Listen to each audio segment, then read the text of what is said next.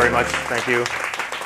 I was joking this morning that, so thank you for coming this time, second time, I'm sure, because the first time I tried to come here, your government wouldn't let me. They thought I was earning a fortune doing this, but, Anyway, so this morning I woke up and I swear I had 2 nightmares where I thought I missed coming here again. So really glad to be here. I think, is the camera running already? I don't know. Okay, well, anyway, that's the reason why I have all these microphones, because one of them's for the camera, one of them's for this, one of them's for myself. But anyway, I just wanted to, share with you a little bit about my story. I mean, how does a software developer come to write a book about houseplants? And just a bit about my perspective on light and watering and all these kinds of very basic things. But the majority of this time will actually be for questions, because I feel like there's the most value when you can ask those burning questions that you've had because of your own experiences with houseplants, and maybe we can go through the concepts together, because that's sort of like my real, the part that I had the most fun with. So that's what we'll do. So first, just to show hands, who followed me on Instagram? Very good, thank you very much. I don't usually say this, tell this story on Instagram, so I'll just start with how all of this started. About 5 or 6 years ago, when I was still living at home, my mom said, hey, help me decorate the house with some houseplants. At the time, I bought a condo that wasn't going to be ready for another 5 years, so I kind of had some time to spend with my mom. And so, like a good millennial, I helped her with the plants. And she said to me, but you got to figure out how to take care of these plants, because I have a black thumb. And this puzzled me because my mom taught me how to do outdoor gardening. We have perennials and annuals each year. So I said, what's so different about the indoor plants? And she said, just kind of fell back to this whole black thumb kind of thing. So like any good millennial, I went to Google and looked it up. And I found that, the kind of advice that I was reading on Google was exactly the same as the things that I picked up from books from the 70s and 80s about houseplant care. And if I was to characterize the way that these things are taught, it's like how many people here took piano when they were a child? Oh, that's a lot. Now, how many, you're still a child though. Yeah, very good. Stick with it, it's good. But anyway, how many of you today continue to play piano for fun? Wow, this is the best response I've had of literally just 3 people saying, so. So the thing is this, it's for me, I studied piano as a kid, but I continue to play it now. I don't play the same classical music as I used to. I play now just whatever I feel like. I like Elton John and Billy Joel, piano people. So that's what I play now, and I can just entertain myself for hours on the piano just if I wanted to, right? And so one thing I thought of was how is piano being taught in a way that maybe dissuades people from continuing for many years after, right? And I think you can understand that when you're kind of in this kind of rigid classical music structure and you have to practice every day and it's like the goal is to be perfect at it, then that gets boring somewhat quickly for most people, as I can see that most of you just put your hands down after I said who still plays now.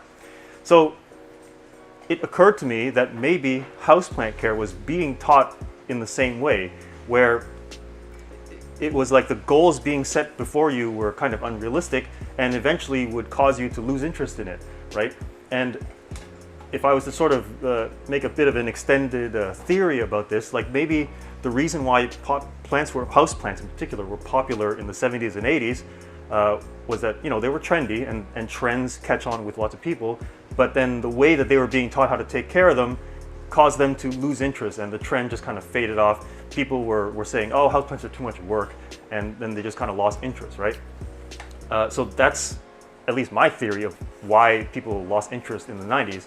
And the sudden resurgence now with Instagram being very good at showing people what you have at home, because before, you could only see people could only see your houseplants if they came over and saw them, right? And then of course you could tell them all about the philodendrons and everything like that, and they would probably be like, yeah, that's great. But now with Instagram, you and I can do that, and the people who actually care can follow and see the plants, right? So that's sort of one huge advantage with social media. Another thing that happens with social media is, like, how many people here have a plant-specific account on Instagram? A few people. I probably know some of you already. But anyway, when you post pictures online and someone else has the same plant, they're probably going to ask you some questions, right? You probably all got a couple of questions now and then. For me, it's like that times 10,000. So, and I'm not like a person who, I'm not like a snarky person who says like, oh, why don't you just Google it, right? I actually want to figure out to help people so that they too can then enjoy plants for their long term, right? And so that's what got me to thinking, like, I'm getting thousands of questions and they all have kind of a same sort of tone. And if I was to now classify that tone, I would say there's two kind of major hindrances to people really enjoying houseplants. And the first is they believe that they have absolute control over the plant, right? Whenever you believe you have absolute control over anything, whenever that shows to be not true, then you're going to get disappointed. And the second issue that is really hindering houseplant enjoyment is the expectation that perfect care equals perfect plants. And so that's, yeah, my thousands of questions are just, they show me a picture of a yellow leaf and they say what's wrong, right? So that's where kind of Houseplant Journal began, where I started posting on Instagram about my own plants just as more of a documentation. I mean, that's actually why it's called Houseplant Journal. And so I'm just sort of like fast forwarding through getting the attention of a literary agent. She said, you know, I like the way you write about plants. I think you can write a great book about it. And yeah, I definitely was interested in doing that. So I did this all while working still full-time as a software developer. And yeah, it was just a really great process. The book came out March 19th of 2019. And yeah, it was a funny day because the next day, I already had hints of this at my office. The next day, me and my whole 20-person team got laid off from our jobs. So for me, I'm sure somebody up there was looking at my name there and said, oh, he's got something to do. He'll be fine, right? So, I mean, luckily that was true, and I really was wishing to be able to do things like this, to come and talk about houseplant care. So, of course, being able to do it on the back of a book is great, but that's kind of where Houseplant Journal is. I really needed to sort of re-examine how houseplant care is taught. And so there's really three main philosophies, let's say, of Houseplant Journal. And the first is to understand your environmental conditions. Number two is try your best with care. And number three is let nature take its course. And when you think of these three things, only one of them has to do with your control, which is the try your best part. And even when I say try your best, it implies that it's not going to be perfect. It's not going to be that you should just do everything in your power to make sure that you never get a yellow leaf. Like, that is not what I'm saying. I'm saying you try your best and then let it go. Let nature take its course, right? And yeah, so I feel like if you embrace these three things, then when you approach plant care, you won't have to be so perfection driven. You won't have to be so, how come I can't make this plant more bushy or more lush or something like that, right? And ultimately then you won't lose interest in it. You won't say that, oh, I'm bad at this, and then just give up. In fact, it seems as though that response is the majority of people when they think about houseplants. I went to a gardening communication, I guess it was conference, right? And these are now talking about all sorts of gardeners. So all different, let's call them genres of gardening. And they basically all agreed, like when they were talking about various types, like the arborists and the people who love perennials, the people who love arid gardens, they basically painted houseplants as the bottom of the rung, saying that they just always die, right? And so that to me was a sort of branding that I said, no, we can't have that with houseplants. We have to elevate it so that it becomes a legitimate hobby that's actually has good enjoyment. So that's sort of where, yeah, Houseplant Journal begins. And so now we're going to talk about light and watering, which are my two favorite. Actually, no, light is my favorite thing. Watering just comes second. So where's my light meter? So this here is my favorite toy. It's the same light meter that's in the book. So this guy's kind of famous. You know, my background is engineering, so when I first started helping people with houseplants, I would say to them, oh, make sure that the plant doesn't get any less than 400 foot candles. Now, no matter how much I say it's important to have a light meter, people just don't really buy them, right? So instead of just keeping on like saying about the 400 foot candles, and then if they don't know, I tell them measure it. No, I won't do that. I said to myself, okay, right now, I am reading 1,200 foot candles, and then I say to myself, okay, what in our physical environment is causing, you know, this 1,200 foot candles versus here, like what's causing it to be 360 or 370, right? So really that's what got me to thinking that the thing that's physically surrounding your plant, like the entire dome surrounding the plant, is what matters. And the thing is, in a greenhouse, the roof is covered by shade cloth. Like this stuff here is called shade cloth. It's not just transparent, right? And it blocks the direct sun down to the right level so that all of our nice foliage plants can grow really nice and strong. And it's also distributed across the entire like overhead area, right? So indoors, we know that we don't have this. And if you have this, you're like really lucky.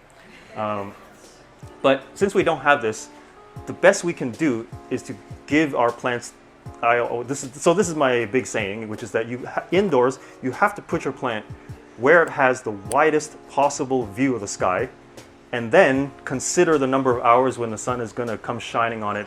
If it's longer than 2 or 3 hours, then you probably need to block it with a white sheer curtain. And that's not to say that this is the spot where your plant's going to do, you know, perfect. That's to say that indoors, this is the best your plant can possibly do. Because, you know, we often compare the indoor space to like, dark canopy of a forest. But, you know, a forest doesn't have opaque ceilings and walls, right? So this is where I always talk about there must have been a miscommunication between interior designers and horticulturalists. Horticulturalists goes out into the forest, the jungle, and they see like a little pothos climbing up a tree and says, oh, this pothos is thriving in low light. But if they had a light meter with them, they would measure it and see that, okay, it's about 100 foot candles. Sometimes the sun shines, which makes it really bright, but otherwise it's mostly in the 100 to 200 range.